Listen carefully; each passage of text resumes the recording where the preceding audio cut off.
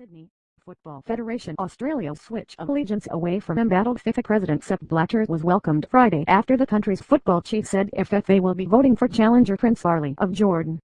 FFA chairman Frank Lowy, who had been the longtime ally of Blatter, said in a statement late Thursday that the FFA would be supporting Prince Ali bin Al-Hussein as FIFA's next president to seek a fresh start for football's tainted governing body.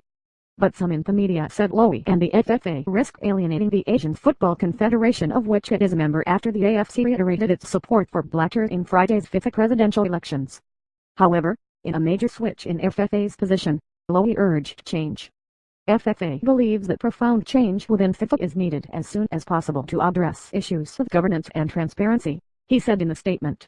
This belief will be reflected when Australia casts its vote in the presidential election, should it proceed on Friday in Zurich. The board of FFA has reviewed the manifesto for change proposed by Prince Ali bin Al-Hussein and believes it provides the basis for a fresh start for FIFA. The FFA's decision received widespread support and approval in Australian football circles on Friday. The move will be welcomed in Australia, where criticism of Blatter and the FIFA culture has been vociferous, wrote The Age's sports reporter Michael Lynch. Politician and mining tycoon Clive Palmer tweeted, "Frank Lowy's showing great leadership in opposition to #FIFAS except Blatter.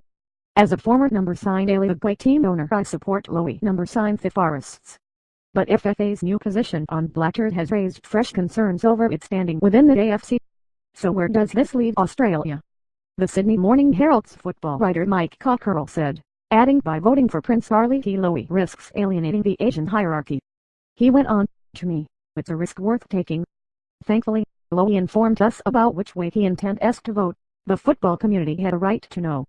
Australia's other interest, of course, is in the possible reopening of the bids for the 2022 World Cup if Blatter goes and or the FBI finds enough hard evidence that Qatar bribed their way to success. The Age said Lowy and his FFA executives still face renewed questioning about the Australian bid for the 2022 World Cup. But his supporters and the Australian football community will be glad to see that this country has joined those wanting to end the Blatter regime, it said. Australia's close dealings with former FIFA Vice President Jack Warner, one of the numerous high-ranking FIFA-powered recruits arrested, will be scrutinized, as will Lowy's conversations with disgraced FIFA executive turned FBI informant Chuck Blazer.